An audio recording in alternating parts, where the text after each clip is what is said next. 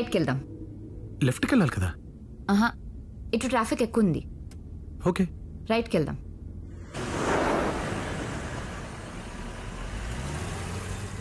చిన్నయ్య రా. Chinnaiah Chinnaiah Chinnaiah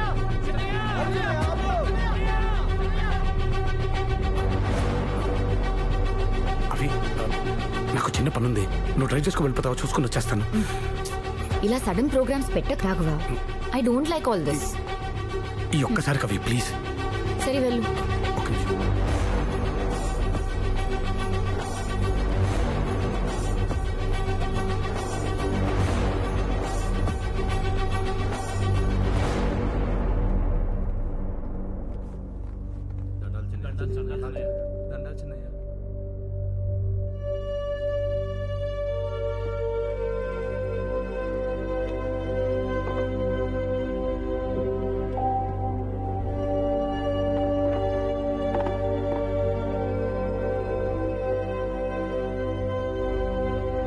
sir order please.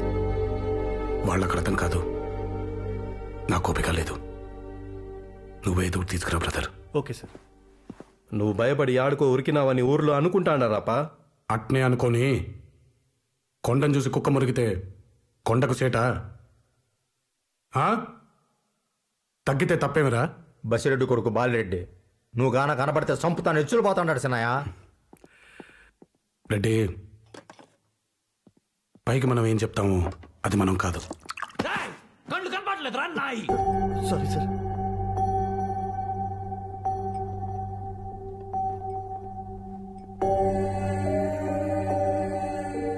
బాలరెడ్డిది కోపం కాదబ్బా, భయం. అది కాదని వాళ్ళ ఊళ్ళో వాళ్ళకి చెప్పుకోవడానికి నన్ను నరుకుతానంటాడు.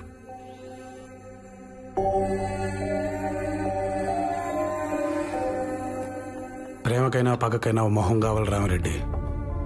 అందుకే నా మొహం తప్పించిన శత్రు లేకుండా ఎన్ని దినాలు వాళ్ళ గాళ్ళు కత్తులు తిప్పేది. మా జేజీ నరకటం నీ లక్షణం రానింది, అవలక్షణం లేక మనమండి కదా. అది మార్చుకుందామనే, పెళ్ళం పిల్లలతో మీరు బ్రతకడం నేర్చుకుంటారనే ఇల్లుని అయ్యలేని అమ్మను వదిలేసి వచ్చేసిన. అది అర్థం చేసుకోకుండా చేతులు బిగిస్తే ఎట్ట స్వామి?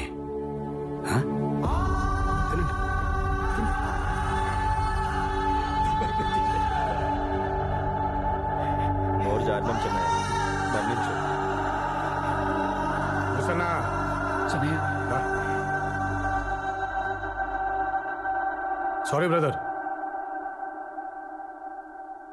ప్రతి మనిషి బాంబు సన్నా ఊరికే పేల్చకండి.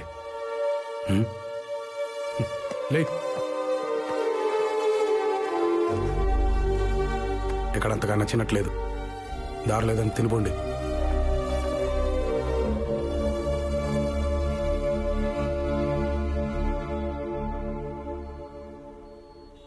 అమ్మెట్ట ఉంది,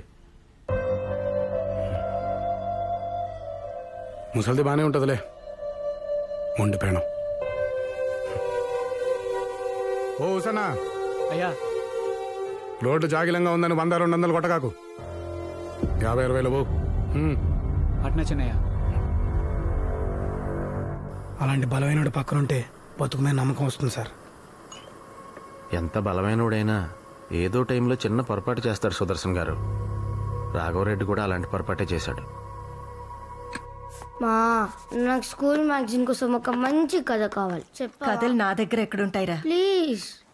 మీ నాన్న రోజు కోర్టులో జడ్జికి బోల్డ్ అని కథలు చెప్తారు. క్లయింట్ దగ్గర ఎంత కమిషన్ నొక్కేసావయ్యా అని అడగగానే అయ్యో నాకేమిస్తారండి అని మన బాలు చెప్తాడు, చూసావు?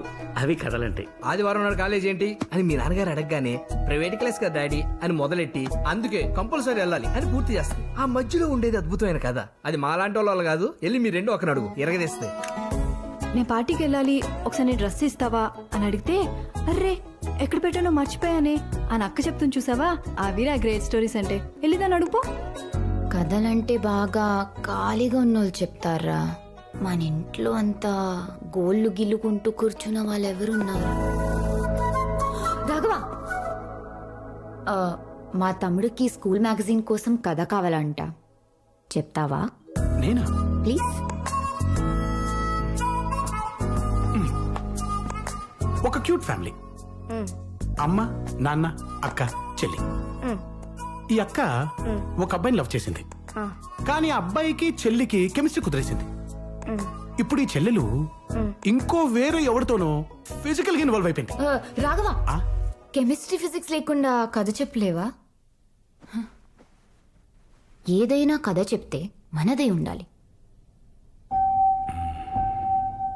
మనది. చోటు, ఒక కథ చెప్తా, రాసుకో.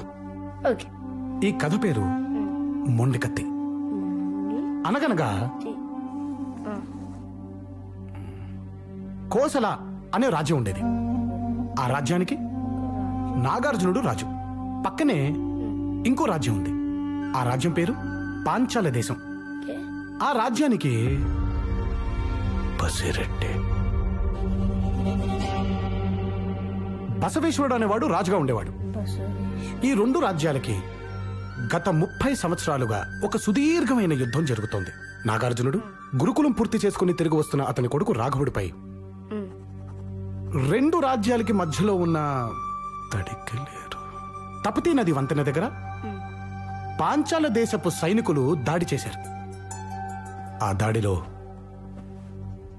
రాఘవుడి తండ్రి నాగార్జునుడు మరణించాడు. కానీ రాఘవుడు తన ఒంటిపై పడాల్సిన కత్తిని సగానికి విరిచి మొండి కత్తితో తపతీ నదిని దాటి అక్కడే దగ్గరలో గట్టి పొదల్లో ఉన్న బసవేశ్వరుడి కంఠంలో ఈ మొండి కత్తిని దించాడు. రక్తం, శవాలు, ఏడుపులు, యుద్ధం తర్వాత కనిపించే దృశ్యాలివే. తన తర్వాత తరాలకి దుస్థితి పట్టకూడదని రాఘవుడు పార్టీ పెద్ద అదే తన దేశపు మంత్రితో మాట్లాడి రాజ్యాన్ని కత్తిని వదిలేసి వెళ్ళిపోయాడు. యుద్ధం ఆపాలంటే అవతలి దేశపు మంత్రితో మాట్లాడాలి కదా. మనల్ని ఇష్టపడే వాళ్ళని ఒప్పించక్కర్లేదు, మనతో గొడవ పడే వాళ్ళని ఇష్టపడక్కర్లేదు. సో ఈ స్టోరీలో హీరో తన వాళ్ళని లవ్ చేయాలి, అవతలి వాళ్ళని కన్విన్స్ చేయాలి.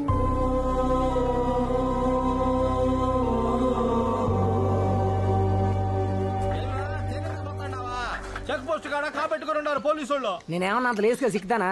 అలా కండుగా పెట్టబాలో నాకు మంచిగా తెలుసులే అప్ప.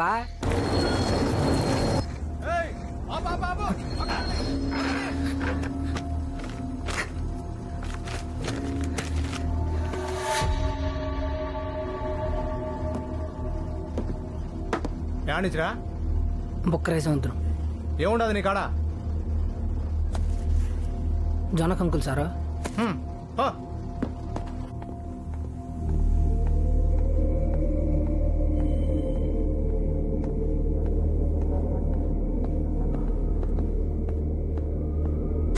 గురుగారికి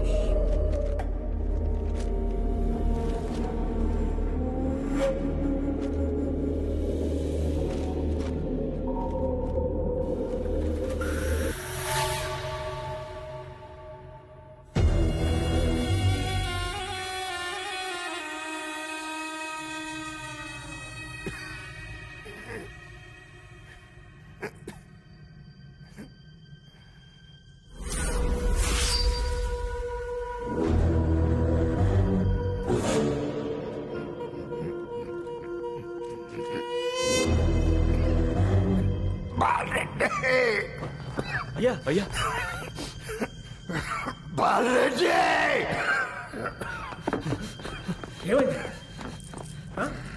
ఏమైంది ఆయన? పసివాముల నుంచి యంగముని సిద్ధప్ప,